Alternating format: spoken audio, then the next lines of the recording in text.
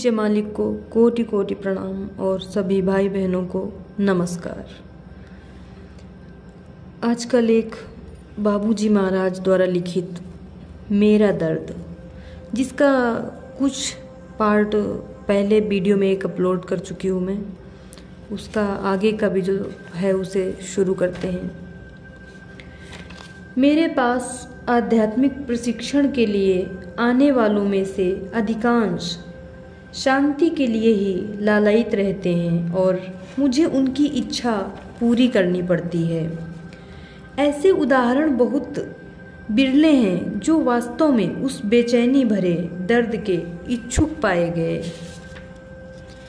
वास्तव में वास्तविक शांति की स्थिति तो मनुष्य की समझ से परे की चीज है और जिसमें विषमता की कोई वस्तु नहीं रहती, उसे मोटे तौर पर, जो कि बहुत उपयुक्त तो नहीं, शांति की शांति या शांति का सार तत्व कह सकते हैं। एक कवि ने यह बात इन शब्दों में कही है, दर्द का हद से गुजरना है दवा हो जाना।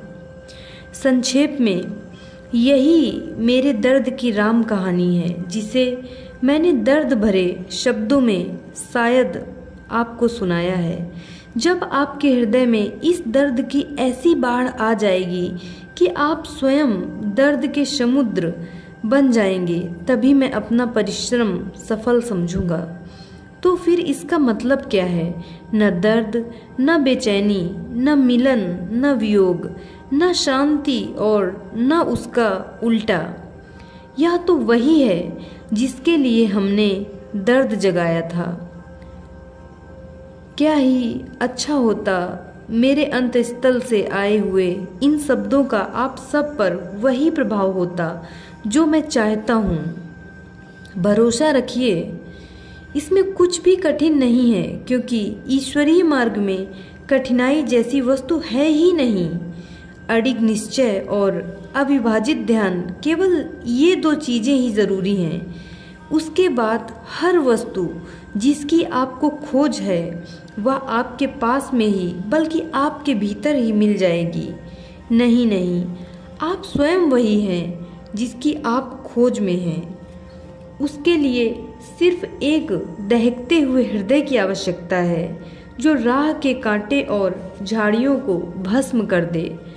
आपको वही बनना है जो वास्तव में आप हैं, और दर्द उसका प्रमाण है, वह बेचैनी उसकी पूर्वगामी स्थिति है। मैं इस हालत में करीब 40 दिन से भी अधिक तक रहा। इसके बाद उसका स्वरूप बदल गया और एक ऐसी शांति का रूप ले लिया जिसके साथ एक विचित्र तरह की बेचैनी और अधीरता जुड़ी हुई थी, जो लगातार 22 साल तक बनी रही। संक्षेप में मेरे अभ्यास का संपूर्ण काल दर्द भरी बेचैनी में बीता, पर यह सब केवल मेरे ही भाग में पड़ा। मेरे साथी गुरु बंधुओं में से किसी ने भी इसमें जरा सा भी हिस्सा नहीं लिया। मेरे दिल में उसके प्रति एक अजीब आकर्षण था। हो सकता है मैंने शांति का गलत अर्थ और उसे दर्द और बेचैनी ही मान लिया हो, पर अब चूंकि समय बदल गया है और हर आदमी शांति का ठीक ठीक अर्थ पूरी तौर से समझता है, इसलिए वह उसी की ओर झुकता है और उसी के लिए लालायित रहने का लगता है। पर इस तरह का विचार मेरे दिमाग में कभी नहीं आया और मेरा नाम इस प्रकार कलंकित होने से बच गया, जिससे सिद्ध होता है कि मैंने गुरुदेव को शांति प्रदान करने को बाध्य नहीं किया। मैंने जो कुछ भी पाया वह मुझे वरदान के रूप में मिला, जिसके लिए मैं पूर्ण रूप से केवल अपने सद्गुरु का ऋणी हूँ। अब हम यह सोचें कि हृदय में इस प्रकार की भावना विकसित करने के लिए कौन से उपाय आवश्यक हैं। इसके लिए हमें उन सभी बातों पर विचार करना होगा जो इस बारे में हमारे सहायक हैं, और उन पर भी जो हमारी प्रगति में बाधक बन सकती हैं। पूरे जीवन भर के अनुभव के बाद मेरे ध्यान में आया कि इस मार्ग में सबसे बड़ी बाधा हमारी पक्षपात और पूर्वाग्रह की भावनाएं हैं, जिन्हें मोटे तौर पर अहंकार का ही एक प्रकार मान सकते हैं। यह अनेक तरह के रूपों में विद्यमान रहता है, जिन्हें सभी लोग जानते हैं। मेरा कथन एक उदाहरण से स्पष्ट हो जाएगा। अगर कोई राजा हर घड़ी यह सोचता और कहता भी रहे कि मैं राजा हूँ, तो वह अपने चारों ओर लगातार स्थूलता और ठोसता की परतें जमाता चला जाएगा। उस हालत में सबसे मिथ्याभिमानी एक घमंडी ही कहेंगे उसे। जब यह हालत सीमा लांघ जाएगी तो वह दूसरा रावण बन जाएगा, जिसके अनेक सिरों में से एक सिर गधे का था, जो उसके मूर्खतापूर्ण धृष्टता का प्रतीक था। राजा स्वयं अपने आप को राजा समझे, इसके बजाय लोग उसे राजा समझे, यही उपयुक्त होगा। अपने आप तो उसे विनयशील और दयालु होना चाहिए और निर्बलों तथा गरीबों का सहायक, तभी प्रजा का सम्मान प्राप्त करने में सक्षम होगा। जब कोई अपने को छोटा और नीचा समझता है, तभी वह उच्चता के शिखर तक चढ़ सकता है। विनय से जो सिद्ध हो सकता है, वह धृष्टता से कभी नहीं मिल सकता। इसलिए व्यक्ति को अपने महान गुण को कभी नहीं छोड़ना चाहिए, चाहे वह छोटा हो या बड़ा, उच्च वर्ण या नीच जाति का, ब्राह्मण या शूद्र। ईश्वर की कोई जाति नहीं, सामाजिक भेदभाव कुछ नहीं है। अतएव मनुष्य मनुष्य के बीच में भी इनको लेकर कोई भेदभाव नहीं होना चाहिए। यह एक ईश्वरीय गुण है और प्रत्येक को इसे अपने भीतर विकसित करना चाहिए। इसके बजाय यदि हम अपने से नीचे वालों और छोटों को घृणा की दृष्टि से देखते हैं, तो हम अपने कर्तव्य और धर्म के मार्ग से अलग हो जाते हैं। ईश्वर सब में बसा हुआ है, इसलिए किसी से भी घृणा करने का कोई औचित्य नहीं। प्रगति के पथ पर बढ़ता हुआ अभ्यासी एक समय इस स्थिति को पहुंच जाता है। कबीर ने इसे बहुत सुंदर ढंग से अपनी साखियों में से एक में से कहा है। नीचे कुल में जन्मे हुए सद्गुरु की शरण लेकर अनंत कृपा से पार उतर गए, परंतु ऊंचे कुल वाले उच्चता के अभिमान से भरकर अनंत में डूब गए। इसलिए हर व्यक्ति को इस दुर्गुण से मुक्त रहने का प्रयत्न करना चाहिए। शायद मेरा भाग्य ही खोटा है, क्योंकि अभ्यासी की सारी दुर्बलताओं के लिए केवल मुझे ही उत्तरदायी माना जाता है। मेरे सहयोगियों में कुछ ऐसे भी हैं जो स्वयं कुछ भी कष्ट उठाना नहीं चाहते और यह आशा रखते हैं कि मैं ही अपनी आंतरिक शक्ति से उनके लिए सब कुछ कर दूं। वे चाहते हैं कि सत्संग की ओर उन्हें मैं ही खींच ले जाऊं, उनके दैनिक अभ्यास में मैं ही उन्हें लगाए रखूं और उन्हें सही रास्ते पर ठीक ठीक पक्का करके अपनी इच्छा और शक्ति के सहारे ही मंडल और दशाएं पार कराता रहूं।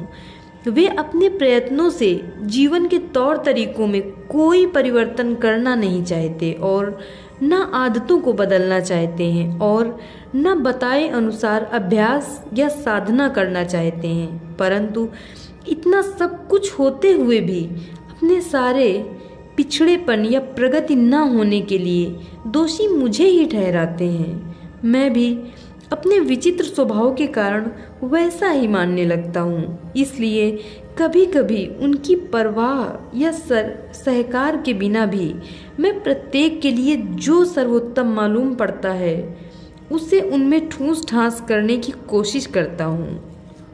एक दो अभ्यासी भाइयों ने तो मेरा यहाँ तक दोष निकाला कि मैंने उन्हें ऊंची दशा एकदम से नहीं दी। क्या और कहीं ऐसी विचित्र बात की आशा की जाती है? मुझे पूरा निश्चय है कि ऐसा कहीं नहीं होता। तो फिर यहाँ ही ऐसा क्यों है? हो सकता है इसका कारण यह है कि मैं इसके बारे में आवश्यकता से अधिक नरमी बरतता हूँ। यह कहाँ तक न्याय संगत या उचित है, यह निर्णय मैं आप पर ही छोड़ देता हूँ। इस संबंध में मुझे एक उदाहरण याद आता है जो यूँ है। एक महात्मा अपने एक शिष्य की भक्तिपूर्ण सेवा से बहुत प्रभावित हुए और उस पर अपनी सारी कृपा एक साथ ही उड़ेलने लगे। ताकि वह पूर्ण रूप से परिवर्तित होकर उनके सदृश ही बन जाए। फलतः ज्यों ही संचारण की क्रिया पूर्ण होने को आई, शिष्य की मौत घड़ी गिनने लगे। मान लीजिए कि पूज्य गुरु महाराज की कृपा से वैसी शक्ति मुझ में भी हो और मैं उसका प्रयोग अभ्यासी के जीवन की पूरी रक्षा करते हुए करूं, तो सारा काम निसंदेह क्षण भर में संपन्न हो जाएगा। परंतु अभ्यासी के लिए इस सब का कोई उपयोग नहीं होगा, क्योंकि उस पे बलात् ठूंसी हुई दशा को वह पहचान नहीं सकेगा। कारण यह है कि उसके पहले तक तो उसे नीचे की स्तर वाली दशा की ही आदत पड़ी हुई थी। फलतः वह उसे समझ ही नहीं पाएगा। आमतौर पर किसी साधारण आदमी के लिए ऊंची से ऊंची उपलब्धि शांति की प्राप्ति हो सकती है, पर ऊपर कही हुई स्थिति शांति से बहुत अधिक आगे की है। इसलिए उसमें ऐसी स्थिति को पूर्णतया व्यक्त करने में पर्याप्त समय लगेगा। संभव है इसी बीच अगर उसमें प्रतीक्षा करने का धीरज न रहा तो ठगा गया समझकर शायद वह इस मार्ग को बीच ही में छोड़ दे। इसके अलावा यदि हालत क्षण भर में पूरे जोर से लाई जाए तो उसकी नस नाड़ियों के छिन्न भिन्न हो जाने का खतरा रहता है और वह दूसरे शब्दों में किसी को स्वर्ग में पहुंचाने के लिए जानबूझकर उसकी हत्या कर देने के समान हो सकता है। इसके अलावा एक रास्ता और भी है, वह है मन को केवल क्षण भर में ही सुनियमित अवस्था में ले आना। मैंने एक बार एक उच्च कोटि तक पहुंचे हुए अभ्यासी पर ऐसा प्रयोग केवल क्षण भर के लिए बहुत ही हल्के स्पर्श से किया था और वह भी पूरी सुरक्षा रखते हुए। प्रतिफल बिल्कुल वैसा ही और उतना ही हुआ जो मैं चाहता था, पर उसके हृदय पर करीब 1.5 महीने से अधिक तक भारी बोझ सा बना रहा। इसलिए उस समय के दौरान मुझे उन पर बड़ी सतर्क दृष्टि रखनी पड़ी कि कहीं उनका दिल फट न जाए। यह सब मैंने उसकी गहरी शक्ति, गहरी भक्ति को देखते हुए हर तरह के खतरे से उन्हें बचा कर किया और केवल वही ऐसे थे जिस पर यह प्रयोग संभव था। पर दुख की बात है कि और किसी ने आज तक मुझे वैसा प्रयोग करने को अभिप्रेरित नहीं किया। अपनी ओर से मैं हमेशा किसी को भी कम समय में ऊंची से ऊंची आध्यात्मिक उन्नति देने को अत्यंत लालायित रहता हूँ। अगर कोई मेरी तरफ 1 कदम बढ़ाए तो मैं उसकी ओर 4 कदम बढ़ाने को अत्यंत उत्सुक रहता हूँ। मुझे स्वामी विवेकानंद के कथन की याद आती है कि मनुष्य शरीर, मोक्ष की आकांक्षा और महान आत्मा से संपर्क, इन सब का संयोग बड़ी मुश्किल से सधता है। निसंदेह यह बात बिल्कुल ठीक है। मोक्ष या किसी उच्च आकांक्षा के रखने वाले बहुत कम होते हैं। उससे भी कम वे मिलते हैं जिनमें यह लगन तीव्रतम तड़प बन जाती है। परंतु लक्ष्य के लिए ऐसी तड़प होना ही पर्याप्त नहीं होता जब तक किसी अत्यंत ऊपर उठी हुई आत्मा से अति निकट का संपर्क न सधे। मान लीजिए वह भी हो जाए, फिर भी एक कमी रह जाती है, वह है अभ्यास। जब इन तीनों का संयोग मिल जाता है तभी अंतिम लक्ष्य की प्राप्ति संभव हो सकती है। सभी महान संतों का यह सुस्थिर मत है।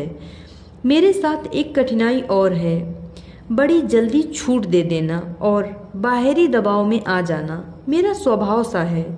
इसलिए सहायता या अनुग्रह के लिए की गई ऐसी किसी मांग को मैं टाल नहीं सकता, बशर्ते कि और किसी दृष्टि से वह अनुचित न हो। इसमें कोई मेरा दुर्गुण मान सकते हैं, पर ऐसा करने के मेरे कुछ निजी कारण हैं जिन्हें मैं सर्वसाधारण के सामने खोलना पसंद नहीं करता। हालांकि मेरी हार्दिक इच्छा यही है कि आप सब भी स्वयं इसका स्वाद चखें। इसलिए अच्छा है कि यह दुर्गुण मेरा ही रहे और सिर्फ मुझ में ही बना रहे। अपनी आध्यात्मिक साधना के लिए कोई जो भी कुछ भी मुझसे चाहता है, मैं अंतरतम से उसे पूर्णतया वह देने को प्रेरित रहता हूँ और उसकी इच्छित वस्तु उसे दे भी देता हूँ। उदाहरण के लिए, मेरे पास आने वालों में से अधिकांश शांति चाहते हैं और उनकी इच्छा अनुसार मैं उनमें वही संचारित करता हूँ। इस प्रकार मुझे बाध्य होकर उन्हें शांति की ही एक मात्राएं देते रहना पड़ता है और वास्तविक लक्ष्य की ओर काम रुका रहकर उसमें काफ़ी देरी हो जाती है। ऐसे लोगों का आध्यात्मिक प्रशिक्षण मैं खुलकर स्वतंत्रता पूर्वक वास्तविक आध्यात्मिक ढंग से नहीं कर सकता। विश्राम के समय में अधिकतर मैं प्रशिक्षण पाने वाले अभ्यासियों की सफाई करता रहता हूँ ताकि उनमें ईश्वर का सतत स्मरण पैदा हो। यह सेवा मेरे लिए ईश्वर की सेवा के बराबर ही है, अतएव मैं उसे अपना सबसे बड़ा कर्तव्य मानता हूँ। पर यह बड़ा कठिन काम है और इसमें काफ़ी लंबे समय की अपेक्षा होती है। इससे अभ्यासी का धीरज भी छूट सकता है। आमतौर पर जब सफाई का काम चलता रहता है या जब संस्कार और बंधन ढीले किए जाते हैं, तब ध्यान में मन नहीं लगता। परंतु यही एकमात्र प्रभावकारी मार्ग है जिससे पवित्र लक्ष्य की प्राप्ति में सबसे अधिक सहायता मिलती है।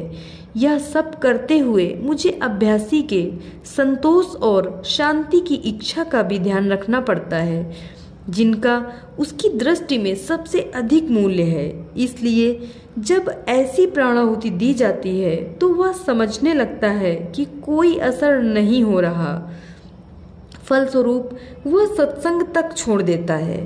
ठीक तो यह होता कि वह शिक्षक की क्षमता अच्छी तरह जांच कर उसे पूर्ण समर्थ पा लेने के बाद पूरे विश्वास से उसका अनुसरण करता और हर चीज को पूरा उसी के भरोसे छोड़ देता।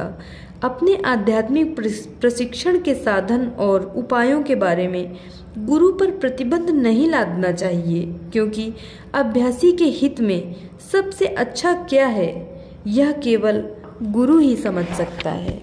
धन्यवाद।